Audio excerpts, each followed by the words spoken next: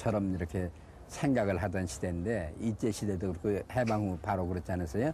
그래서 그 선생님을 통해서 이 화랑이라는 게 원 본질은 굉장히 고귀한 정신이구나 그런 것을 배웠어요. 해방 후 청주사범학교에서 함께 근무했다는 최기철 선생도 만날 수 있었다. 당시 최기철 선생은 36살의 교장이었고 박창환은 역사를 가르쳤다고 한다. 이때 최기철 선생은 주목할 만한 얘기를 들었다고 한다. 독립운동이라도 해보려고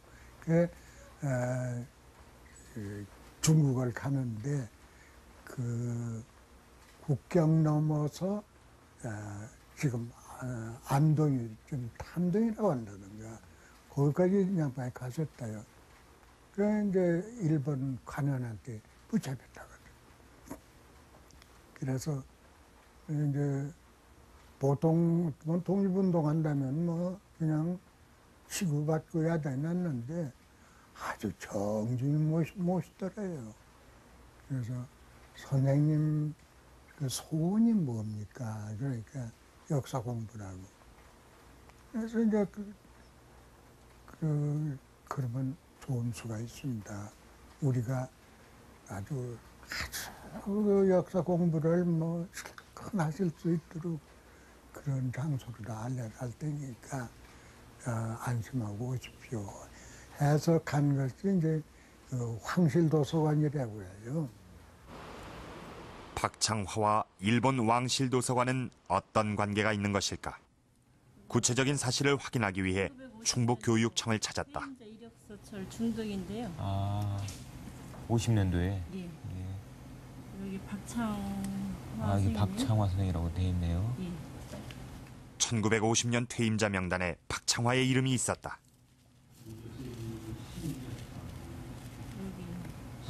이거군요. 지금 어떻게 돼 있죠, 이력이? 최종적으로 그만두신 데가 계산국립여중고에서 단기 4283년 1월 31일 의원 면직하셨는데요. 서기로는 1950년대입니다. 그런데 여기서도 박창화가 왕실도서관에 근무했다는 기록이 있다. 1933년부터 12년 동안 일본 국내성, 즉 왕실도서관에 있었다는 것이 확인된 것이다.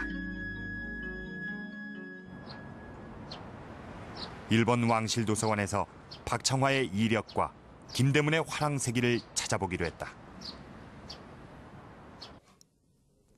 그러나 왕실도서관 측에서는 박창화에 대한 기록은 보여줄 수 없다고 했다. 겨우 볼 수 있었던 것은 조선서적 목록이었다. 우선 목록에서 김대문의 화랑세기가 있는지 확인해봤다. 하지만 화랑세기나 화랑에 관련된 책은 찾을 수 없었다. 조선서적 목록도 우리나라에서 현재 흔히 볼 수 있는 책들뿐이었다.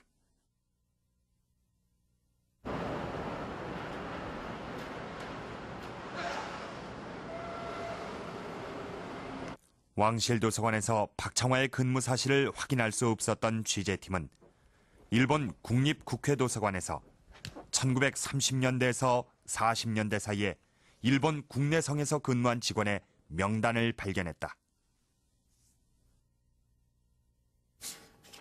그중 1935년 직원 명부. 박창화의 이름이 보인다. 왕실도서관에서 조선의 고서적을 다루는 일을 했던 박창화는 당시 촉탁, 즉 특별계약직으로 월 수입은 85엔이었다. 41년도 직원 명부에선 박창화가 소원창화로 이름이 바뀌어 있다. 10여 년간 일본 왕실도서관에서 근무했던 박창화는 해방 직전 귀국했다. 해방 후 그는 정부 관계자에게 왕실도서관에 중요한 책이 있는 곳을 알고 있으니 자신이 직접 찾아오겠다는 말을 자주 했다고 한다. 하지만 번번이 무시되거나 정부에서 알아서 갈 테니 목록을 적어보내라는 답변만 들었을 뿐이었다. 박창화를 가정교사로 모셨던 제자 김준우 씨는 그때 상황을 정확하게 기억하고 있었다. 그 왕립도서관에 아무나 들어가는 게 아니고 자기가 거기 22년 동안 있으면서 자기가 그 여러 가지 제약을 받으면서 거기에 있었는데, 그리고 그 서적들이라는 건 한국에서 훔쳐간 것인데 그거를 또 자기네 나름대로다가 책을 잘랐다 이거예요.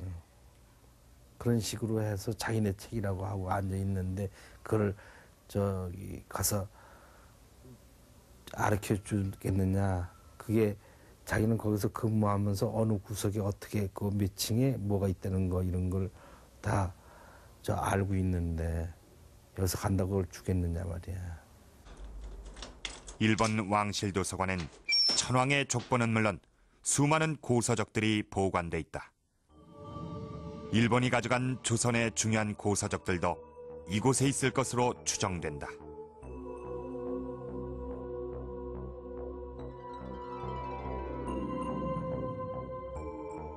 김대문의 화랑세기도 미공개 도서로 이곳에 있을 가능성은 여전히 남아있다.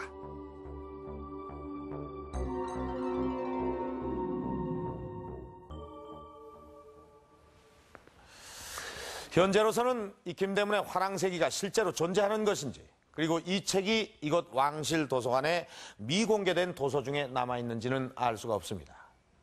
그러나 박창화가 이곳 왕실 도서관의 사서였다는 것은 이 필사본의 진위를 밝혀줄 수 있는 중요한 단서가 되는 것입니다.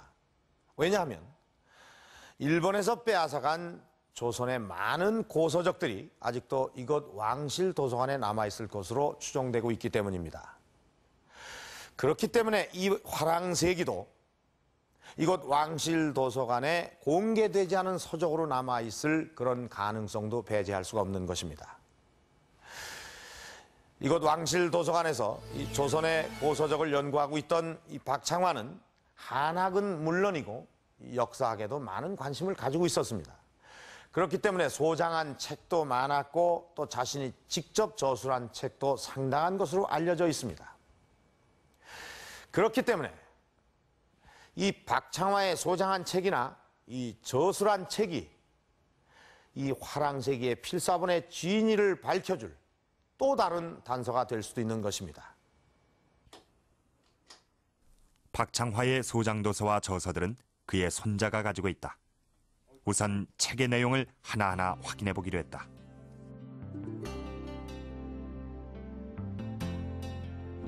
박창화가 직접 쓴 한문 소설들이 눈에 띄었다. 어우루동기, 홍수동기, 도홍기 등 모두 남녀의 사랑을 주제로 한 것이었다. 역사학자인 그가 이런 소설을 썼다는 것이 의외였다. 박창화의 소설 창작 능력은 그의 제자 김팔봉이 쓴 신문 칼럼에서도 찾을 수 있다.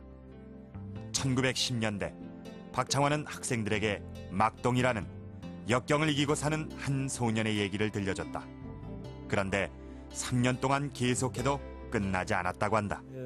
제가 조사한 바에 의하면 박창화라는 분은 대단히 많은 독서를 했고 많은 저작물을 남겼습니다. 박창화의 제자였던 소설가 김팔봉 씨가 남긴 기록에 의하면 1910년대에 이미 한글 소설 막동이전이라는 두툼한 한글 소설을 4권이나 저술했다고 하고, 또 현재 남아있는 박창화의 유작품들을 살펴볼 때도 운문투의 어떤 그런 시들, 들이 남아